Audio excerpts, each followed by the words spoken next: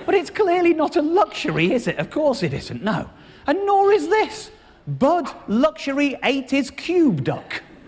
They're just pulling words out of a hat, aren't they? Bud Luxury ate his cube duck. I mean, call a spade a spade. That's a Rubik's duck. I'll tell you the sense in which these things are actually luxuries. It is in the definition of luxury as being non-essential. That is the only definition of luxury that these meet. They are non-essential items. Yeah. And it doesn't explain this either. Luxury high-vis bomber jacket. That is an actual essential. You don't buy that unless you actually have to get one, do you?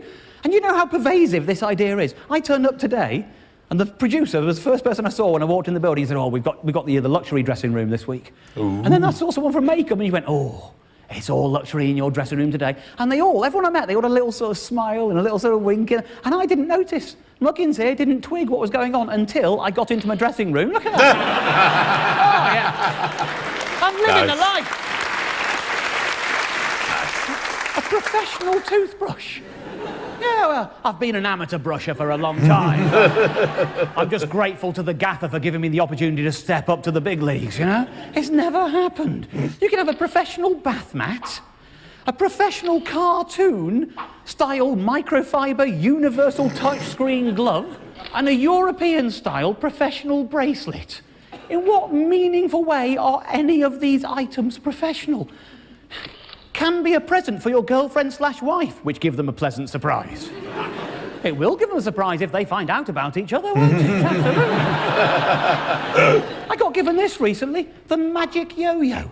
The professional yo-yo for players. The next time you hear someone saying, "I'll tell you what, Steve is very professional," just picture Steve yo-yoing on a green mat wearing a cartoon glove and a steel bracelet. Deluxe scrubbing sponges. 10 for £1. Are you sure? What could possibly motivate them to call those deluxe?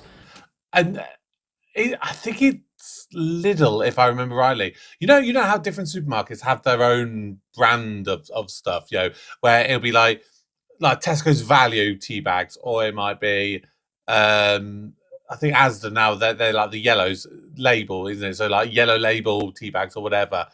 Lidl, I think their own brand of stuff, I believe, is called Deluxe, which if you bought a lot of stuff from Lidl's, I can tell you, it ain't no Deluxe. I think I know why it is. I think it's because we are idiots. We are more likely to buy them if they're called Deluxe. I tested it out tonight with this audience. Oh. When you came in tonight, there was a man with a clipboard asking you questions, and one of his questions was, would you like standard or deluxe seating? It's the same chair, it's just for our records. And 76% of you selected deluxe, even though you were told it was the same chair. You're idiots. And I'm feeling a little bit bad about it now because, in a way, we have promised you some kind of deluxe experience. In fact, just a show of hands, who here selected deluxe? Show of hands, who selected standard? You're weirder. Well, I don't know why. That is kind of weirder, isn't it, if you think about it? But I just wanted to know who it was, because I think we are going to provide you with something a bit deluxe. I've got a little present for you all, that, to make it into a deluxe experience. Mary, do you want to come with me? We'll just fetch these in, because we've really gone for it. Can you get through that curtain there? Okay, here we go. That's in here. I know they don't look very deluxe right now. I know they don't look deluxe the way they're stored, but you wait until you see what we have got for you. Look at that. Hey! A deluxe experience, ladies and gentlemen. There you go. You wanted one, you were deluxe, weren't you? You were deluxe. Tell you what, take a few and pass them on. Take a few and pass them on. Take a few and pass chuck them them on. out there. Take a few. There you go. Help you to go. Get them up. Get them down there. Get them down the line. You got them over there. There you go. Just, nice. Make sure everyone... You were standard! Give me that sponge back. You were standard, sir. And by the way, there will be standard sponges for those of you who chose standard seats on the way in. Don't worry about that. Now, of course, One of the ways in which we measure superlatives is with awards, isn't it? Yeah? You give awards to the best at something, and then there is a permanent record as to who was the best that year. Now, one of the hotly contested awards every year, of course, is the Celebrity Dad of the Year. Very hotly contested. Lots of publicity for it this year because Simon Cowell was nominated. There he is in the Glasgow Evening Times, and there he is in the Mail Online. He didn't win it, though. It was won by Tom Fletcher from McFly. There he is in the Mirror and on the ITV News website. And it never ceases to amaze me that people get all worked up about things like this. You cast a vote, and all of a sudden that makes you think it must be important. I don't know why it happens. And when people are getting angry about things they shouldn't bother getting angry about, it sets my radar off. Does it? I like to head to the bottom half of the internet to see what people are saying, and I like to give those angry people a wider audience for their misplaced passion. So you should. By taking their comments and turning them into something more beautiful. That's what I've done with this story, ladies and gentlemen. I visited 6 or 7 news sites to see what people were saying, and I've turned some of the comments I found there into something that I like to call a found poem, which I would like to perform for you now.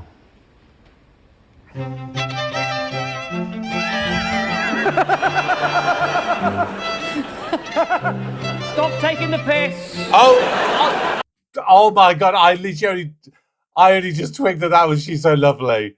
Oh my God! I did not twig that. Oh Jesus! I am so slow today. I am so slow. We're saying, and I've turned some of the comments I found there into something that I like to call a found poem, which I would like to perform for you now.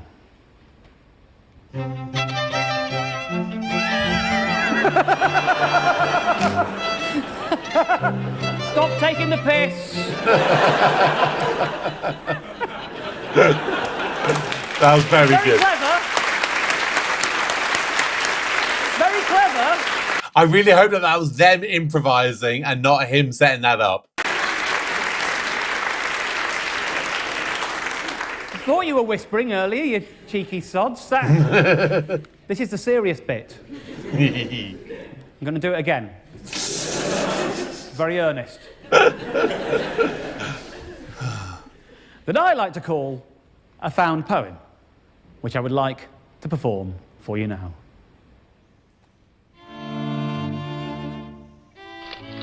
Tom from McFly called his son Buzz.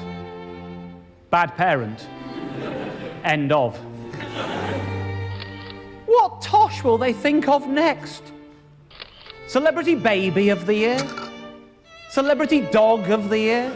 I'm surprised that's not a thing. I don't see why not, actually. I certainly know who I'd vote for.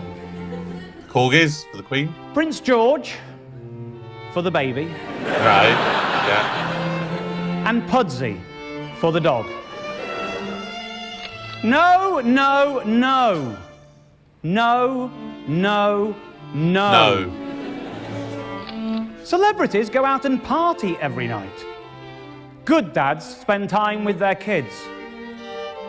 So how come every year the Dad of the Year award is won by some poxy sodding celebrity? I'll tell you how come.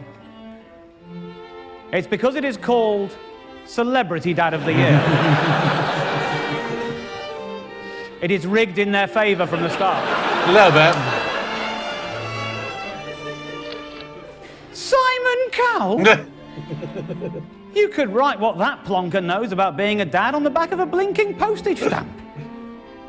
And knowing Simon, he'll probably do just that. Is this weird? I am a 37-year-old woman, and I often fantasize that Simon is my dad. Yes, that is weird.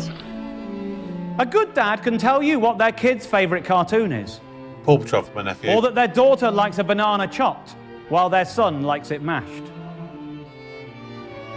I expect all Simon can do is tell you that his son likes a fire-eating juggler, but not a soft shoe shuffle. Bananas should always be chopped. Mashing them is common. This so-called competition is completely meaningless. None of us has a clue as to how they are as parents. They should make it a proper competition, and do it in a tent like Bake Off with Melanie and Susan? I'd watch that. I would. If I know Tom from McFly as well as I think I know Tommy McFly, then I know that Tom McFly only had this baby so that he could win this award. The truth is that it will be many years before we know which of them was really the best father. When their children are grown-ups, then and only then will we know how they did. But of course, by that time, it will be too late. They'll never do a recount. That is why I never vote in anything. Ever. I like hot bananas. I thank you. Yeah, I never would have predicted that. Is where that would have linked into there. We're right back after this short break. I love the found poem section. That, unfortunately, I've got to say, a little bit on the weaker side in this one. I'm sorry if you enjoyed it, but yeah, a bit lackluster for me on this occasion.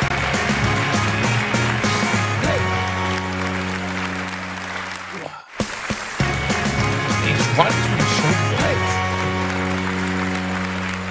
Welcome back to Modern Life is Goodish, ladies and gentlemen, where we have been discussing superlatives.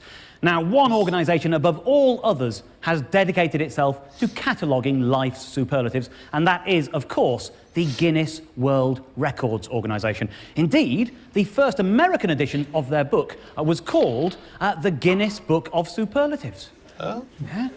Now, as you can see, the book came about because the managing director of the Guinness breweries, a man with the name of Sir Hugh Beaver, I wonder what the staff called him behind his back, went hunting one day and got into a dispute over which was the fastest game bird in Europe.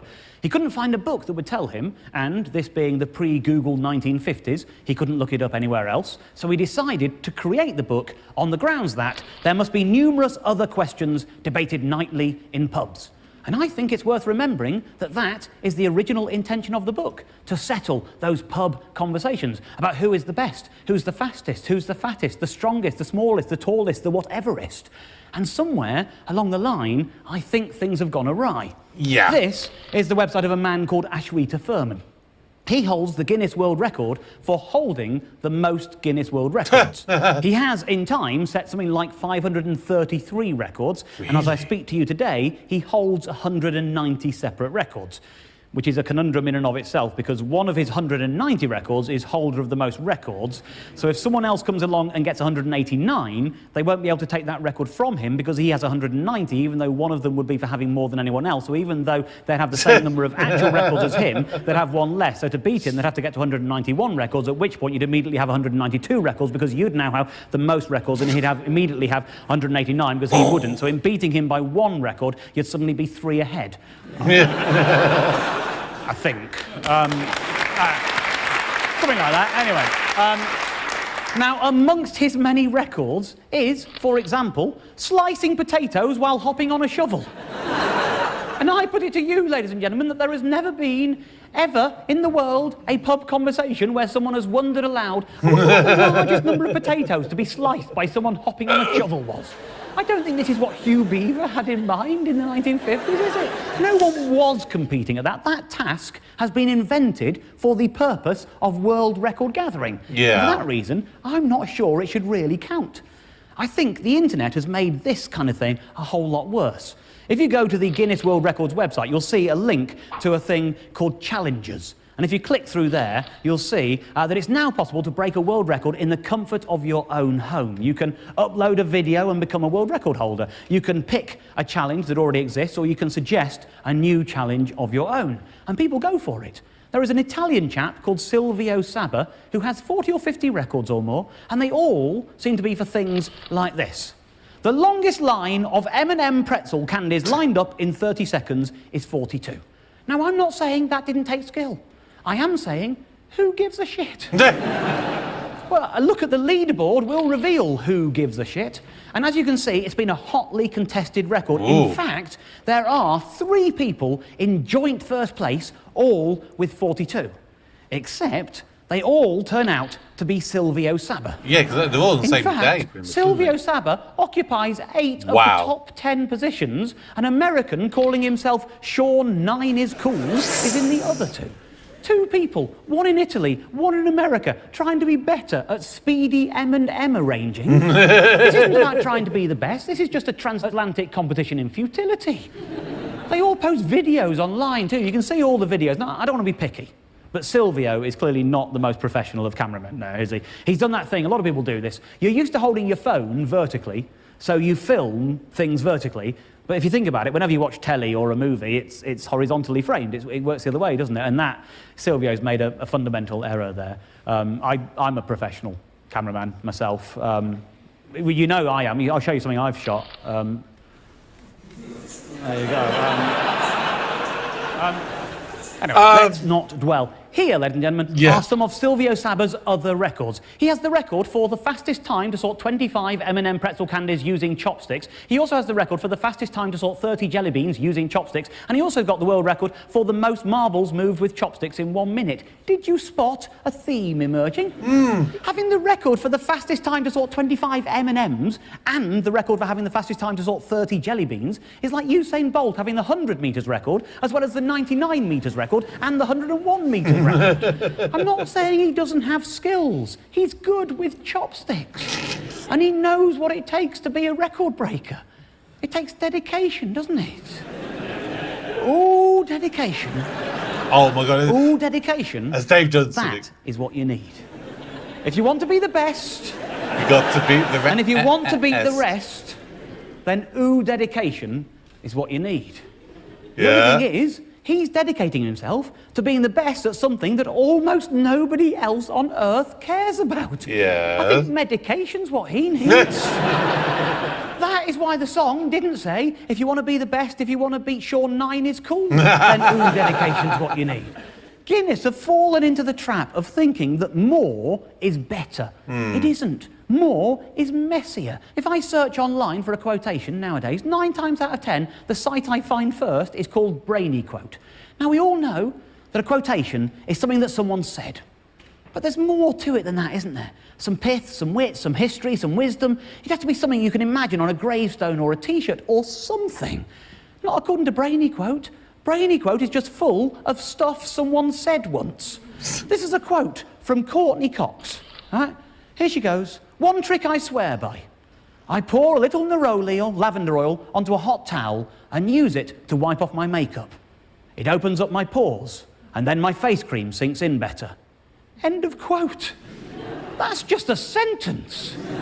They helpfully list the topics that the quote is on, and in this instance, it's better cream, face hot, little makeup, off oil, onto open, pores swear, then towel, trick up, use and wipe. That's just all of the words rearranged. Nobody has ever wanted to look up what Courtney Cox said on the topic of then, have they? This is another piece of Cox wisdom. It's amazing. Oh, I do get lonely, yes. On the topics of get lonely, oh and yes. I was hoping I'd be able to find Bruce Forsyth quoted as saying, nice to see you, on the topics of to see you nice, but no. It's not there. It's not there. God damn it. I photoshopped that one. It's not real. Now, obviously, there are what I would think of as proper quotes in here. You just have to wade through treacle to find them, but you will find them if you look. This is very moving for me. This is from a man called Yotam Ottolenghi. I like Yotam Ottolenghi. He's a TV chef, does the Middle Eastern cuisine. I like his stuff. And he has come up with some great wisdom here. This is a lovely quote. He says, I just don't tend to cook eggplant at home. That really touches you, that really gets to me, that, you know, because what it means is that Yotam just doesn't tend to cook eggplant at home. It's become a bit of a motto in my life, really. It's one of those quotes that I use quite a lot, and I didn't really know who'd said it. I've just always said it and thought, God, I hope the person I'm talking to doesn't say, who said that? And I'll look like an idiot. But it is. It's a fact. I've got it on a little poster at home that's become a bit of a guy. In fact, actually, you know, I showed you that picture of the yo-yo earlier. If I just shift the focus around in that photo, you can see it there. I just don't tend to cook eggplant at home. It's always Fair there. enough. I like to look up at that and just imagine it was the killer whale that said it. It's certainly just as true for the killer whale as it is for me, and indeed for Yotomotolengi. Anyway, my point is, it's the infinite nature of the internet. It's expanded the range of quotations and world records, but for the worse. But there is another kind of record that I'm really not sure about. I'm not sure about the idea of the world record as corporate PR stunt. Okay? This is from a website called ArabianBusiness.com, and as you can see, it's about Coca-Cola. Over 1,000 enthusiasts will attempt to set a new Guinness World Record, brackets Arabic version, whatever that means, for the highest number of people simultaneously opening a Coke bottle in Dubai on Friday. And I like to think that every part of that sentence is the record. It's the record for the most people simultaneously opening a Coke bottle in Dubai on a Friday. It's not, but I like to think it is. I searched for some footage of it. I found some. It's from YouTube. It's not the best quality, but this is the footage. Congratulations to Coca-Cola and to Dubai for breaking the Guinness World Record for most bottles opened simultaneously. Now, he says breaking the record there, but I don't think there was a previous record for opening the most bottles simultaneously. Surely they've just made that up, haven't they? I don't think it existed before. I'm pretty sure it didn't, because otherwise he wouldn't go on to say this. We gave them a target of 500. We gave them a target of 500. They've broken a record that didn't exist before because someone at Guinness decided arbitrarily that 500 was enough. Now, I think he said broken instead of set the record because he's talking about bottles and he wants to go for a smashed gag. I think that's what's going on. He certainly looks a little bit pleased with himself when it happens. Which they smashed.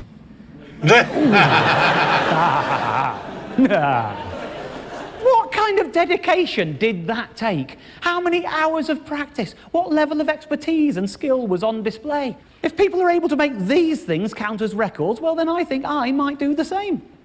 I'm going to go for it. I am going to go for the record for most pictures of dogs to appear sequentially on the screen of a largely PowerPoint-based TV comedy show. We're going to go for it. Who here likes Guinness? I don't mind You can adjudicate. I have set myself a target of 10, sir. Okay? Let's see if we can do it. I'm going to go for 10. It's a big challenge. Big challenge. Tell you what, we'll count them up. We'll start with one, we'll count them up. We need some mood music, a bit of tension music. She's a lovely. She's a lovely. Hang on. Sorry, no, sorry. Is that on a CD? We've got a string quartet! Can you do what that was doing? Okay. Seriously, this is a world record attempt. You should go an actual Guinness person. Let's see if we can do it. 10 dogs in a row. 1, 2, 3, 4. Oh, I sound so bored. 5. Come on, a bit of energy. 6. No!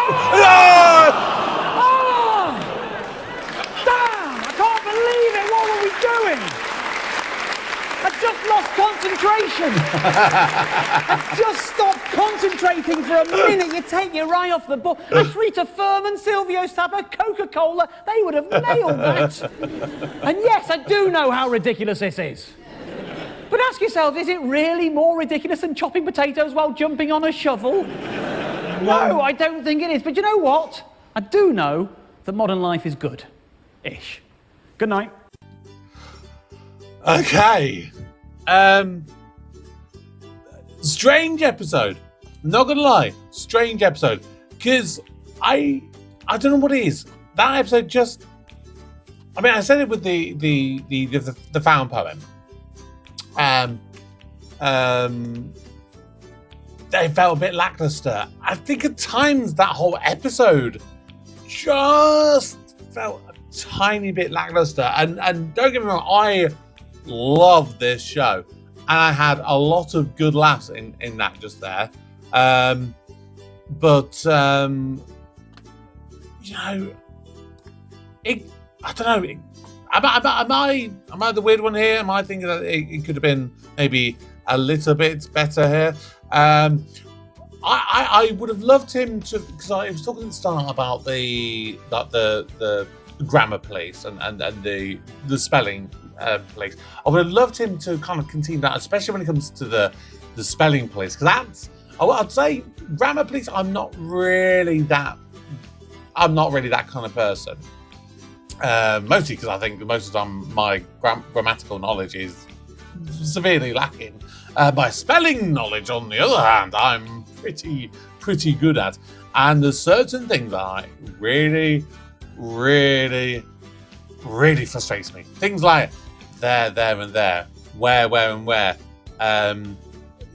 Words like that when you're just like, how do you not understand basic words like that and the different spellings? I mean, I do get it. English. I think it was my German teacher when I was at school. He said to me, it's his opinion, so how well we know this or not, I don't know. But he said, excuse the dog barking again. He said that for a non-English speaker, learning English as a second language or as a foreign language is the hardest language to learn, because there are so many grammatical rules, so many spelling rules and stuff that just at times make no sense. So that is something that he really does believe in. So I would have liked Dave to have kind of gone down that route. Maybe he'll do it in another episode, who knows? But yeah, I would have loved a bit of spelling police humour there. Now I've brought up the Guinness World Record website. The first thing that comes up goes, Indian teenager with 1 in a billion werewolf syndrome breaks hairiest face record. Excuse me.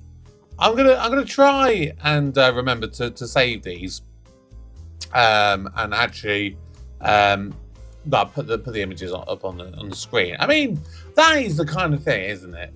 That in a way that you're thinking a little bit, in a way, it's a record, but is that like going down the route of like the old circus freaks kind of thing? Because I mean, let me just read it. Let's see what it says.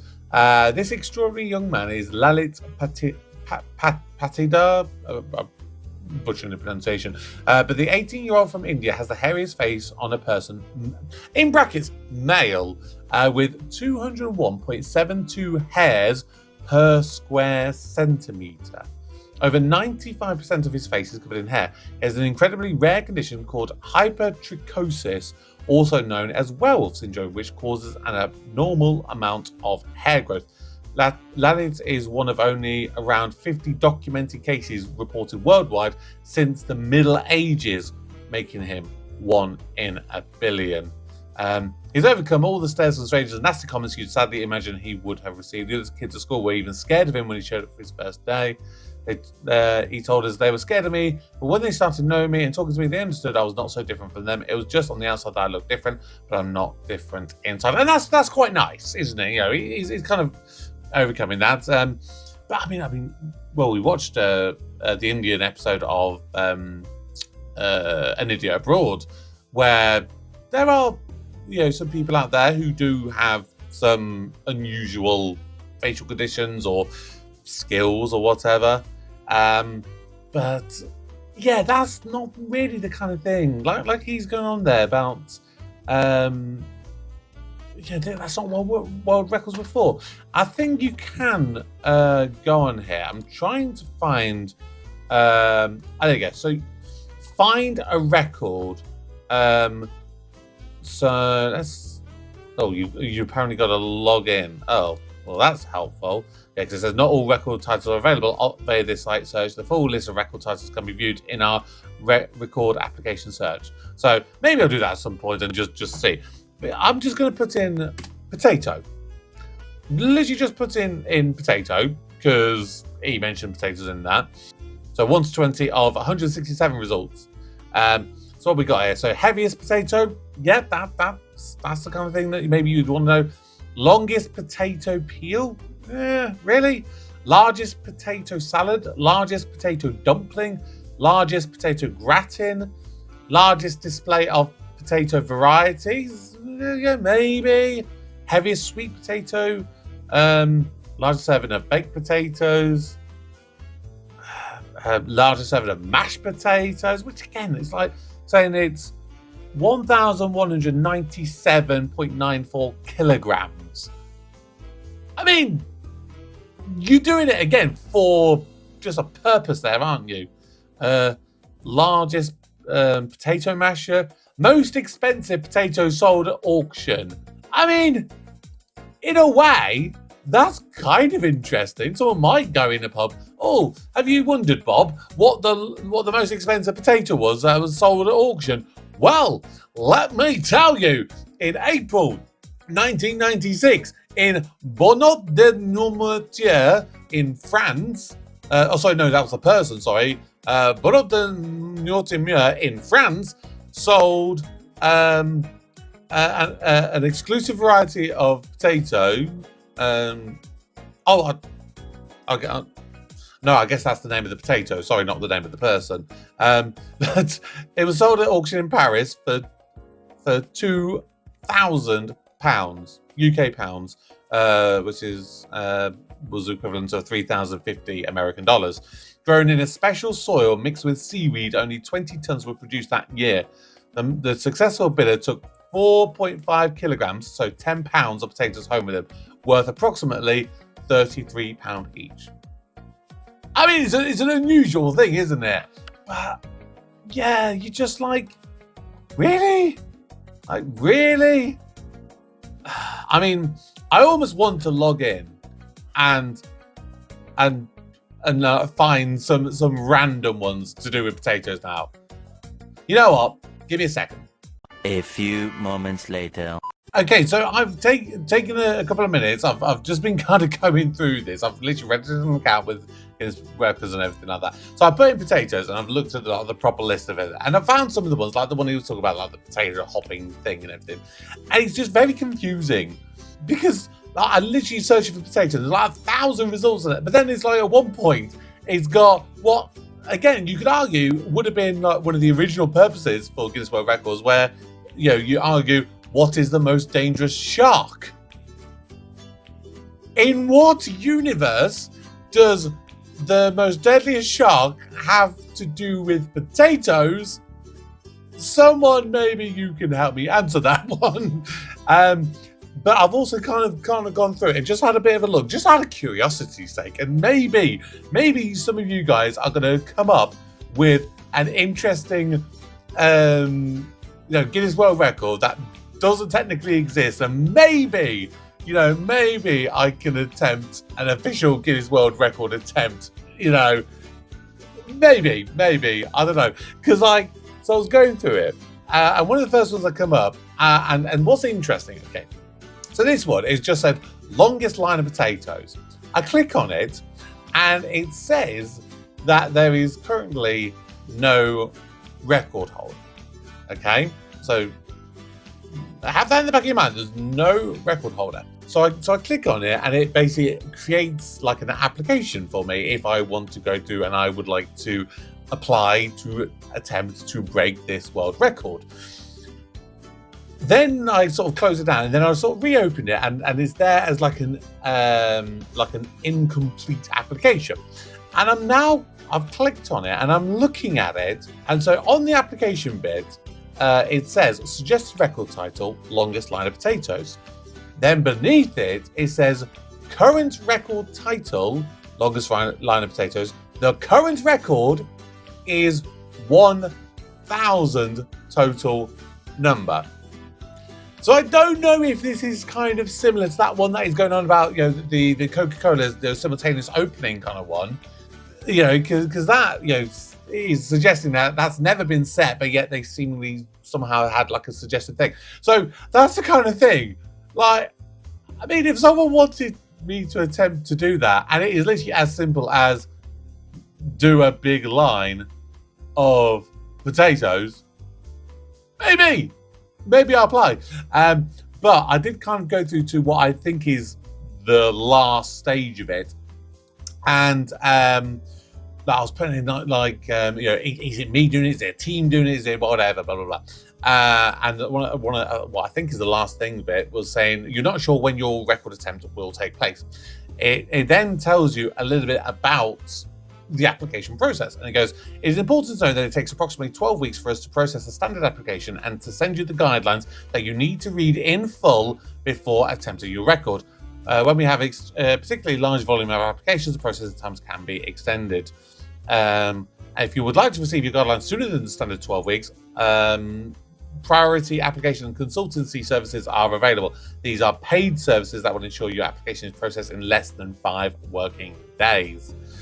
So you can apply and pay. So if you've set up an attempt and you go, actually, I'm doing this in a week's time and I'd like it to be an actual official kind of thing, you can effectively pay to get them to review it a little bit quicker, it would seem. That's what I'm guessing from that.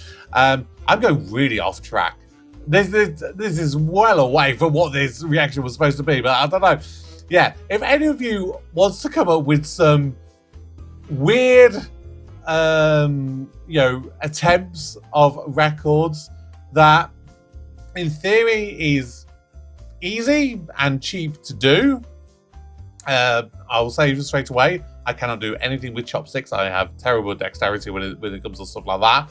But yeah, if anyone wants to suggest an attempted world record attempt, I mean, wouldn't that be amazing? If I could say, yeah, hi, I'm Kevin the Geek. I'm a Guinness World Record holder.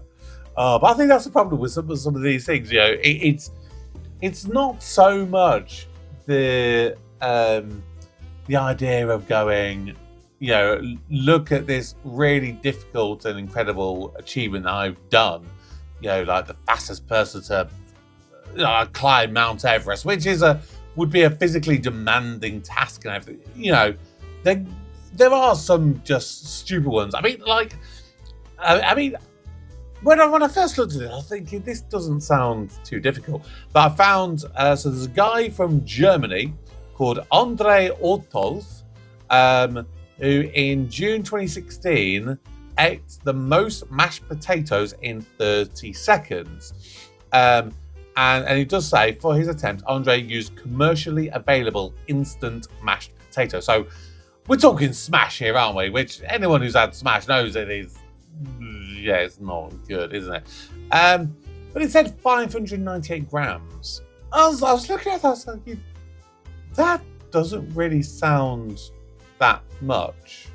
It really doesn't sound that much. And then you look at the picture that is on there, it does look a hell of a lot. But the problem that you have got also is the same image is literally being used for the similar record that the same man did about a year later in November 2017, where Andre ate in 1 minute, so 30 seconds, and then they did the 1 minute one. At this time, it was 1,120 grams. So over a kilo of smash, basically. And you look at it and you go, which record or which one was that set? Because it's a big pile of mash. Don't get me wrong, that's a big pile of mash. To me, that would look more like it's got to be the bigger one, the 1 kg. If I'm looking at that. So if you try and imagine half of that, I mean, I do like my mashed potato. Maybe I'll try it one day on my own, just go, can I eat it? And then I'll probably fail, and then I'll never mention it again. If I manage it, I'm like, I actually did it. I actually managed to eat, all of this amount of mashed potato in 30 seconds. I mean, it's just been ridiculous. Like Britain's Got Talent had a period where people were trying to set world records. I remember one. It was the most stupidest one that a guy came on trying to eat. What was it? I think it was like Ferrero Rocher or something. It was like the most amount of Ferrero Rochers in 30 seconds or a minute or something like that. And he failed, but not only did he fail, I think like the record was like 8 or something, which doesn't sound like a lot. And then I think Ant of Ant and Dec was doing it side of stage. He was just like, yeah, I might as well do it as well. And then he ate more than him. But then I think the same guy came back, and I think he was like, he attempted a similar one where it was like the most amount of after 8 mints without using your hands or something random like that. And again, like he failed. Then I think he's like trying to blame it. It's like, well, they were in their wrappers, and so I had to get them out, which obviously added time. It's like, well, you set it up, you told us when to go, so it's kind of your own fault in that one. I've done 8. I've just equaled the world record. Oh god, I did not think I was going to be speaking for like nearly 20 minutes about Guinness World Records. I'm going to stop talking right now. I'm going to end this here. So thank you. Honestly, if you have stayed with me to this point, the code word is Kevin for Gold Guinness World Record. Put that in the comments and let me know you've reached this point of the video, because yeah, I'd love to know how many people actually managed to stay to this video. Maybe that's a record in itself. You know, the longest video, longest reaction to Dave Gorman's Modern Life is Goodish and talking about Guinness World Records afterwards. Maybe I've set a new record there. Who knows? Oh boy. Well, thank you very much for watching. As always, subscribe if you're new, turn on notifications, all the usual bits and bobs. And until next time, my name's Kevin. I am a geek, and you've been watching Kevin the Geek. Goodbye.